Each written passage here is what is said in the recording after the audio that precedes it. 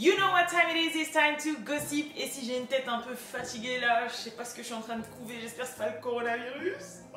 Le sujet d'aujourd'hui, j'étais obligée de le traiter un peu plus en profondeur, même si j'avais déjà fait un post Instagram dessus sur What's Up Girl. D'ailleurs, n'hésitez pas à me follow, enfin à follow le média What's Up Girl, à me follow moi aussi bien évidemment sur mon Instagram, mais à follow What's Up Girls si vous voulez pas attendre forcément les time to gossip et être au courant de tout, parce qu'il y a plein de petites news comme ça où je vais pas faire une vidéo entière dessus, et je me dis voilà, un post Insta forcément, et être au courant aussi en premier bien évidemment. Donc n'hésitez pas à suivre, n'hésitez pas aussi à vous abonner et la petite cloche, parce que en fait j'avoue je balance mes vidéos du jour au lendemain comme ça, les gens ils sont pas prévenus.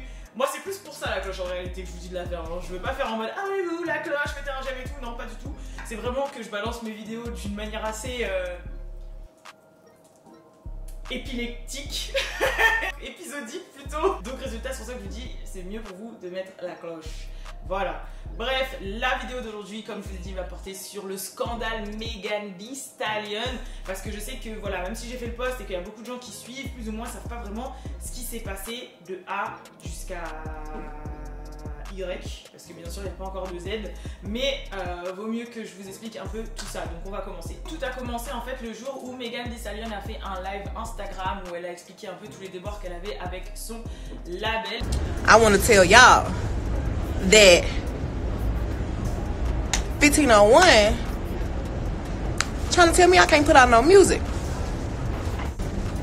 I just want to drop my music, man. Free me. Tell them. Somebody tell them. Free Megan Thee Stallion. I'm finna go on a whole campaign. Niggas think that I'm not finna drop my music. That's crazy. Donc il faut savoir que Megan Thee Stallion elle est signée à 2 labels indépendants. Donc le premier c'est 1501, bon on va dire on va l'appeler 1501, ok? Ou vous voulez que je dise vraiment 1501 Ant? Bon bref voilà. Et le deuxième c'est 300 Ant. Et ensuite elle est signée en seulement management chez Roc Nation. Vous allez comprendre un peu plus quand je vais rentrer dans les détails. Donc déjà pour 1501 Entertainment, donc en gros c'est un label qui a signé Megan il y a plusieurs années maintenant, si je dis pas de bêtises je crois en 2016. Le CEO c'est Carl Crawford, donc c'est un ancien joueur de baseball retraité. Forcément après être à la retraite il a monté son propre label de musique indépendant en association avec T. Ferris, qui est un manager musical assez réputé dans le hip-hop et encore plus sur la scène de Houston en fait. Houston, Texas, ok, la ville de Beyoncé, la ville de Travis Scott, on y est. Donc voilà, donc il est vraiment surtout à Houston, voilà, c'est un manager de renom et donc ils se sont associés pour faire le label 1501, donc le premier label auquel a signé Megan Thee Stallion. Donc il faut savoir qu'avant qu'elle ait pété, elle était déjà assez connue hein, sur la scène de Houston, au Texas. Megan Thee Stallion, elle faisait des cyphers, des freestyles, etc. Parce que les États-Unis, ça fait 8 fois la France et des fois il y a même des rappeurs que nous on connaît pas spécialement à l'international et qui sont connus dans ne serait-ce que, pas que le pays, mais aussi ne serait-ce que dans leur état et qui gagnent assez bien leur vie.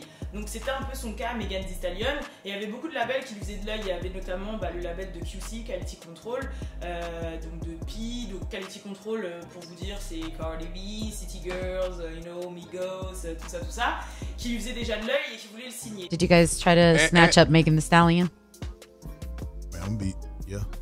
Because I could definitely see her being a part of Quality Control. But not like Megan Thee Stallion. It's crazy because I was on Instagram and I just seen her rapping on the side of a car, like doing a freestyle. Oh, was it the Big Old Freak one that she did? Nah, she jumped out? It was like 2-3 years ago.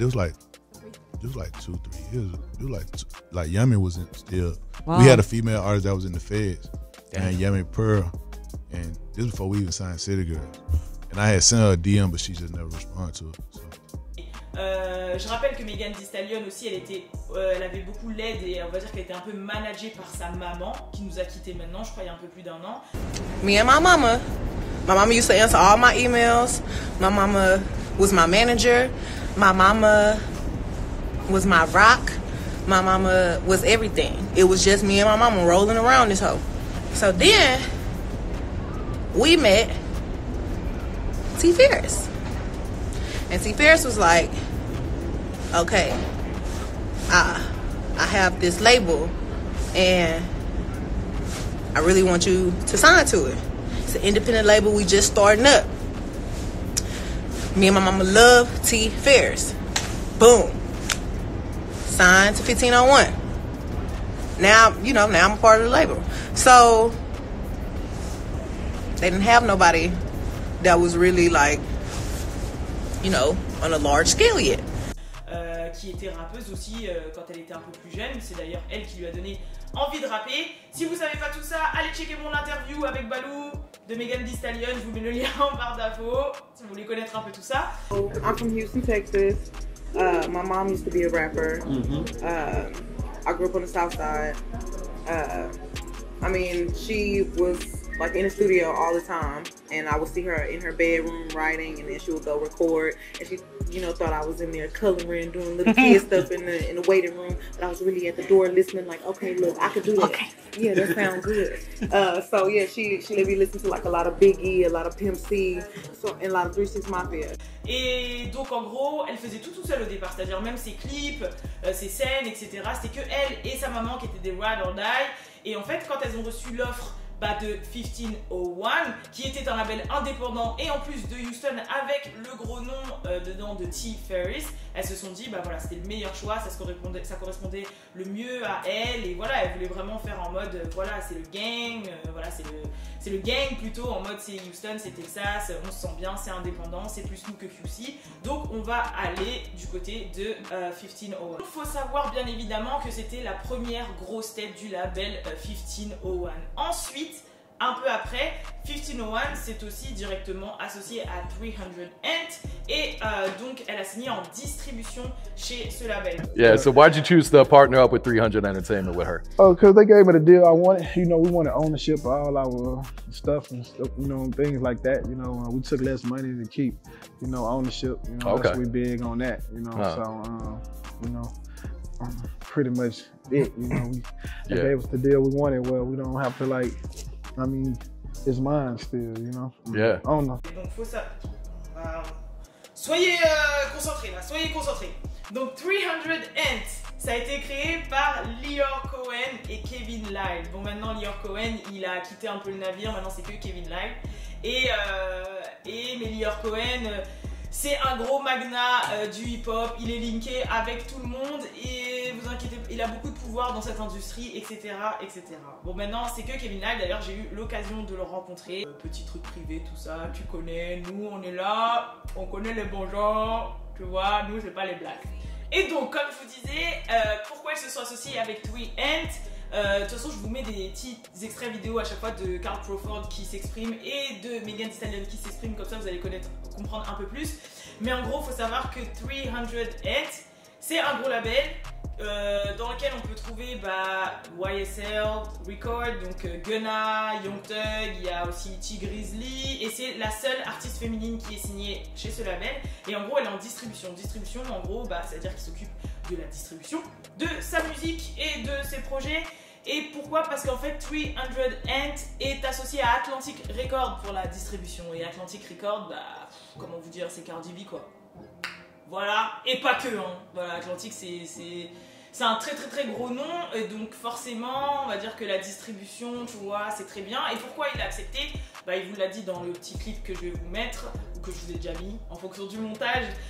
C'est parce que le contrat, ça lui allait bien, ça l'aidait, il prenait que la distrib, mais le ownership, c'est-à-dire le fait que Megan Thee Stallion lui appartienne, c'est un peu dit crûment comme ça, mais vous avez compris, on n'y touchait pas. Megan Thee Stallion, elle était toujours à 1501, c'était que la partie distribution qui était déléguée à 300 Ant, et parce que forcément il y avait de meilleurs contacts, de meilleures opportunités qui se présentaient si jamais ils s'associaient à eux.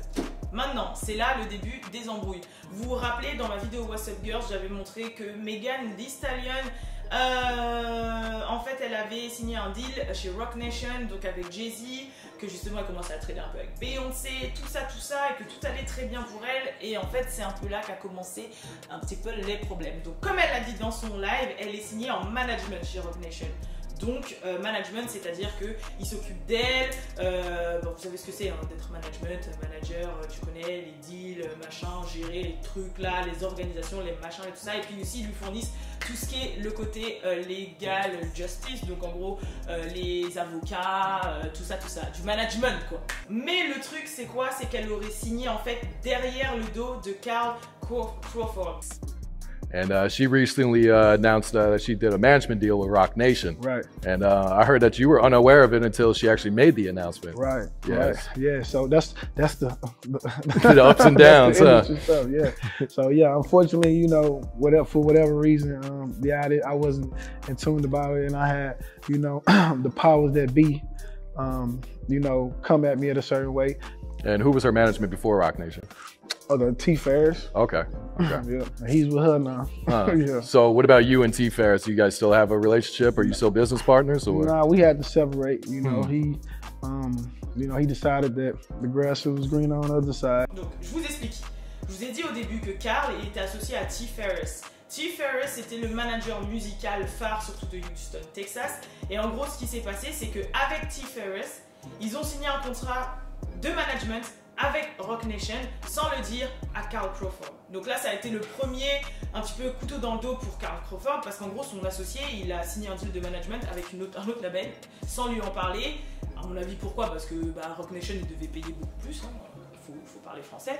Et ça a été déjà un petit peu un truc bizarre, donc à partir de là, les deux ont été en bif. Et résultat, ils ne sont plus du tout associés. Et maintenant, sur 1501, Carl Crawford, il est tout seul. Et là, on s'est retrouvé dans une situation où en fait, 300 Ant, qui est le deuxième label indépendant auquel a signé, enfin indépendant entre guillemets bien évidemment, parce que comme je vous ai expliqué, Layer Cohen, Kevin Lyle, c'est Def Jam, c'est Atlantic Records, ils ont des liens avec Roc Nation, donc en fait c'est indépendant mais t'inquiète même pas. Et Roc Nation en fait c'est comme si c'était un peu ligué contre 1501 qui se retrouvait solo, quoi, que Carl Crawford se retrouvait solo. Et donc ce qui s'est passé, c'est qu'en fait forcément le management maintenant qui est géré par Roc Nation a fait relire le contrat de Megan Thee Stallion avec ses avocats et en gros ils auraient noté des choses qui étaient un petit peu injustes, ils lui en ont fait part et elle n'était pas au courant et c'est là que ça a un peu commencé à être le bif parce qu'en fait Megan Thee Stallion a demandé à renégocier son contrat et à revoir certaines choses parce qu'il y avait plein de choses dont elle n'était pas au courant en fait. C'est un peu à partir de là que ça a commencé à partir en cacahuète, vu qu'après avoir demandé à renégocier son contrat, Carl Crawford, donc 1501, a décidé de bloquer Megan Thee Stallion et de ne plus sortir sa musique. I want to tell y'all that 1501 trying to tell me I can't put out no music.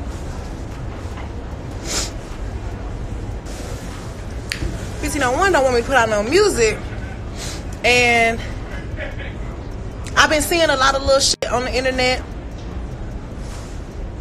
Motherfuckers be talking shit, and it's real crazy because all I did was ask to renegotiate my contract. Then it became a big old thing. When I signed, I didn't really know what was in my contract. I was young, I think I was like 20, and I didn't know everything that was in that contract. So when I got with Roc Nation, I got management, real management, I got real lawyers, and they was like, do you know that this is in your contract? And I was like, oh damn, that's crazy, no I didn't know. So I'm not mad at 1501, I wasn't upset, because I'm thinking in my head, oh, well, everybody cool, we all family, it's cool, it's nice. Let me just ask them niggas to renegotiate my contract. Soon as I said, I want to renegotiate my contract, everything went left. Like, it just all went bad, it all went left. So now they're telling the bitch that she can't drop no music. It's really just like a greedy game. Like, it's really just real greedy. Wasn't trying to lead a label. Wasn't trying to not give nobody money that they feel like they entitled to. I just want to renegotiate some shit. I'm not a greedy person. I'm not a person that like confrontation. I'm not a person that's a bitch. Like, I work with everybody, and I'm nice, and I'm real family oriented. But niggas gonna be niggas, and they gonna be greedy, and they gonna be shady. And I see the shit that people be, that, you know, that can't be saying about me, and I'll be like, damn, well, since you got so much to say, why you just won't tell them? Why you mad? You mad because I don't want to roll over and bow down like a little bitch, and you don't want to renegotiate my contract. Niggas be like, oh, yeah, they made Megan Thee Stallion. Megan Thee Stallion was Megan Thee Stallion before I even got over there. I've been rapping, been freestyling, been doing me, been made. How the fuck can y'all say a nigga made me? Niggas don't even care about what's right. They care about money in the end, and it's a greedy game, man. So y'all don't see no music from Megan Thee Stallion? It's because 1501 don't want to drop that music. And that shit real crazy. It's real sad. Like, people be like, oh, you should be doing this, you should be doing that. I'm signed to independent labels. I'm not signed to them big ass labels these other artists are signed to, and they got pushes and they get placements and they do all kind of shit. So anything you see me do is because I woke up and did it that day. It's not nothing that nobody can't put in my hand. I work for everything that I do. I really be working, and to try to stop me from working is really crazy. All I want to do is make music. All I want to do is put out music. So when that money get involved, that shit just really go left all the time. So to new artists coming out, I just want to say, please, it might seem good, it might sound good, but you definitely got to read. And you got to read and read, all that shit. Don't sign nothing without no real lawyer. And make sure your lawyers is not the lawyers of your label lawyers. Get your own lawyer with their own opinion. Read that motherfucking paperwork and have somebody that know what they talking about reading.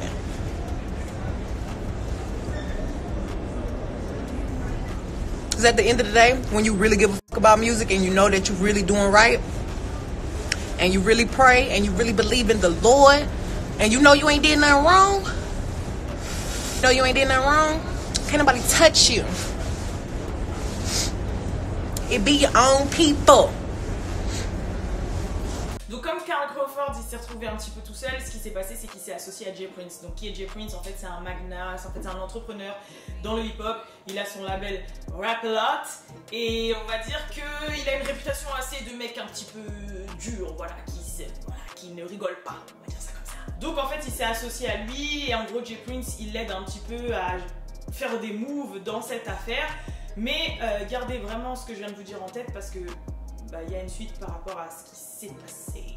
Et là, fallait s'y attendre, Megan Thee Stallion en fait a ramené cette histoire devant la justice et elle a porté plainte contre le label 1501 puisque forcément le label l'empêche de sortir sa musique et que voilà, ils veulent pas renégocier son contrat, etc. Et là, beaucoup de conséquences s'en est découlé. For Megan, she just you know, kind of young, I think, and I don't know if she was thinking right or whatever, but when she went and got her lawyers came and threatened to sue me. You know what I'm saying?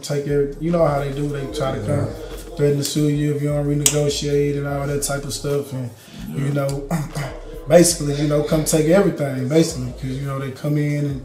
But in this case, I had to like stand firm because I know what I did in the beginning. I had to show receipts showing all the stuff that, you know, things that we've done in 1501.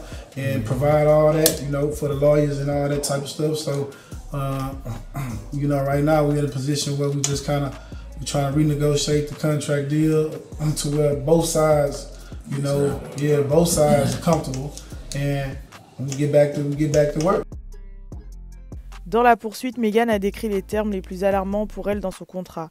Elle déclare que 1501 prend 60% sur tous ses morceaux, les 40% qui restent lui reviennent, mais elle doit y déduire les frais tels que les cachets des ingénieurs son, des gens qui mixent, des featuring et des autres artistes qui travaillent sur les morceaux. Meghan déclare qu'elle n'a au final qu'une petite partie des revenus qu'elle génère. Elle déclare aussi que les recettes de ses shows reviennent plus au label qu'à elle. Le contrat stipulerait que tous les revenus générés par les tournées et les shows de Meghan reviennent directement à 1501. Elle dit que le label est censé lui remettre une partie correcte des gains générés et que ce qu'ils lui ont remis est incomplet et que les raisons de cela sont vagues. Meghan déclare aussi que Carl Crawford utilise sa relation avec J. Prince comme intimidation envers les gens dans l'industrie et qu'il aurait déjà mis la pression à un beatmaker pour ne pas payer ses instrumentales en disant que J. Prince serait énervé s'il ne les donnait pas gratuitement. Meghan a précisé que J. Prince est connu dans l'industrie pour ses manières agressives et ses intimidations, pouvant aller jusque des menaces physiques. Meghan pense que J. Prince a la main mise sur une campagne en ligne contre elle, y compris la remontée de son mugshot et de son passé d'arrestation. Toutes ces prises de tête ne vaudraient pas le coup pour Meghan, qui dit qu'en échange de la signature de son contrat, elle n'aurait eu que 10 000 $ d'avance, d'où son désir de renégocier. Elle poursuit Carl pour au moins $1 million de dommages et intérêts. Donc là, on part du côté de Carl Crawford qui s'exprime. Donc on lui a posé la question « Quelle a été votre réaction quand vous avez vu le live de Meg ?» Et donc il a répondu « Ma première réaction a été « Je ne peux pas croire que c'est sérieux. Il y a tellement de zones d'ombre dans son histoire et même des choses complètement illusoires. La bulle d'Hollywood et ses 8 millions de followers lui sont vraiment montés à la tête parce que ce qu'elle dit n'est pas vrai, c'est un mensonge, rien n'est vrai. Que je suis un rapia, que je lui prends de l'argent, c'est fou. Je n'ai jamais essayé de lui prendre quoi que ce soit. La seule chose que j'ai faite, c'est donner et maintenant elle se fait avoir par le plus vieux tour dans l'industrie, le diviser pour mieux régner. » Tout le monde dans le game sait que Jay-Z et Roc Nation font ça. Ils s'introduisent dès qu'ils trouvent une petite faille. Il n'y avait pas de problème avant cela. Et ensuite, elle dit que je ne veux pas négocier. Ok, bah alors dis aux gens quelle est ta réelle notion de négocier. Parce que ta définition, c'est ok, je vais envoyer l'ancien avocat de Suge 9 sur ses côtes. Bien que je ne prenne pas ça pour de la négociation, c'est du vol. Ils veulent me faire passer pour quelqu'un de rapia. Non, ils essayent de m'évincer de tout court. Elle n'arrête pas de dire « Ce mec, blablabla, on négocie mon contrat. Le mec responsable de ton contrat est à tes côtés. C'est T. Ferriss. Sa mère a fait le contrat. Je suis nouveau dans le business. J'ai laissé T. Ferriss tout gérer parce que je ne connaissais rien à propos de tout ça. Zéro. Il a écrit ton contrat, pas moi. T. Ferriss gère Meghan pour moi. Il m'aidait avec mon business. C'est une meuf, donc il était aussi son manager de route.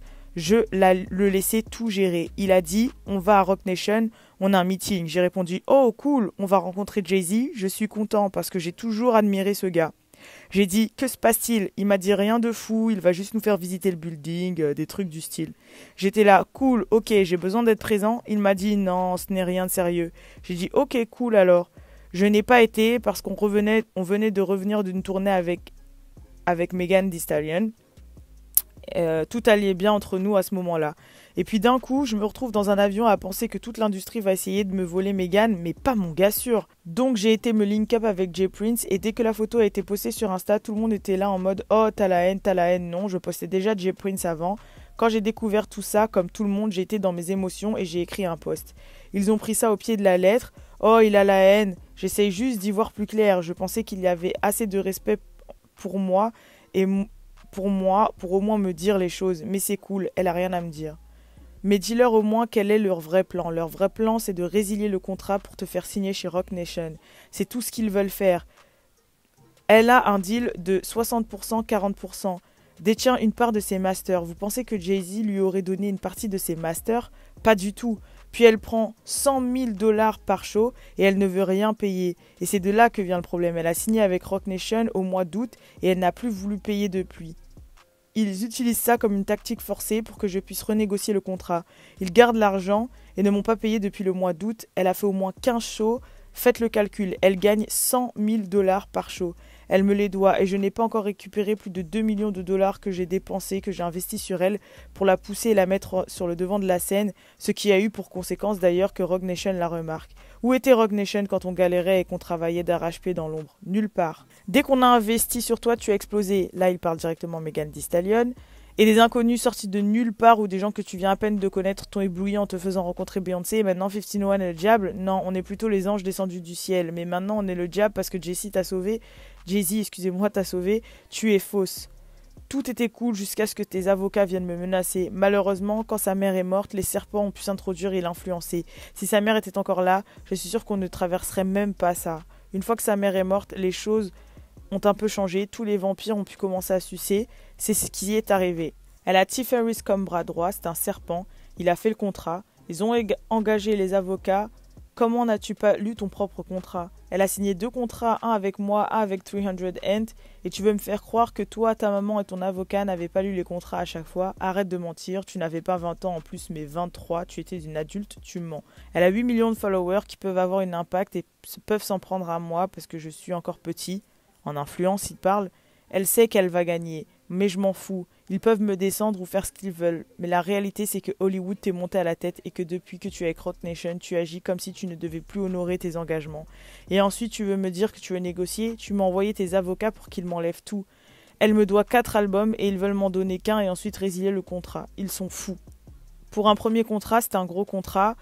Quel contrat donne des parts de master et 40% des royalties et toutes ces choses. Demande à Jay-Z de sortir un des premiers contrats de ses artistes et comparant ce que Megan a eu, je garantis qu'il ne voudra jamais les montrer. Donc pour le moment, l'affaire reste en cours.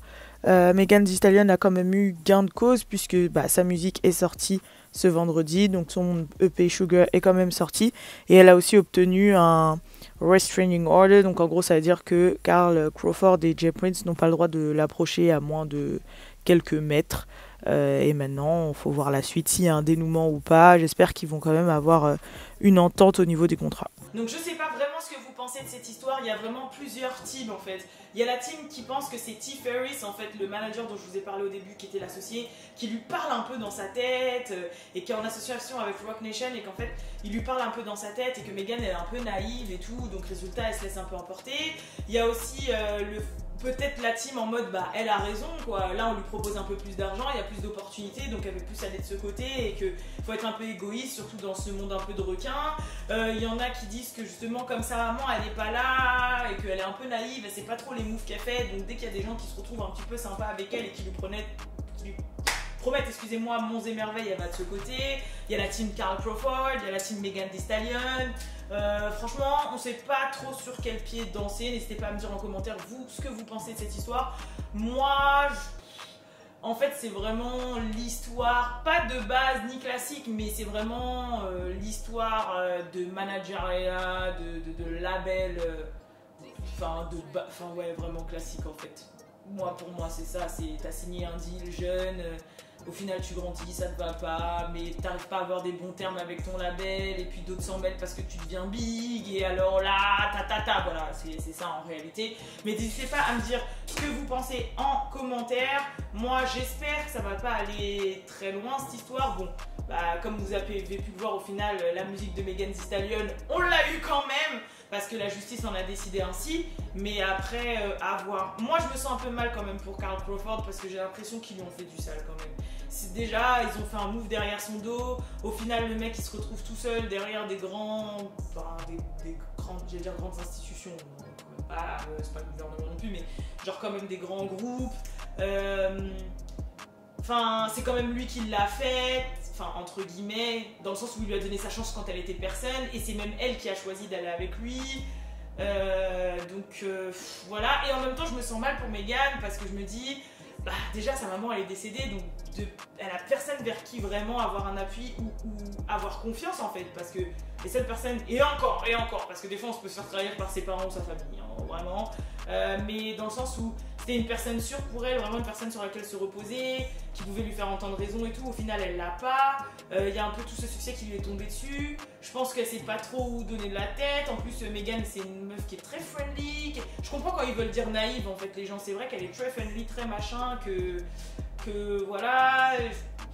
En fait, et puis, je sais pas trop. Et puis, ce T. Ferris là, I don't know. Je sais pas, je le sens sans le sentir, en fait. C'est bizarre. Sachant que je crois que dans le game, il a un petit peu une réputation de mec un peu sneaky. Je ne sais pas.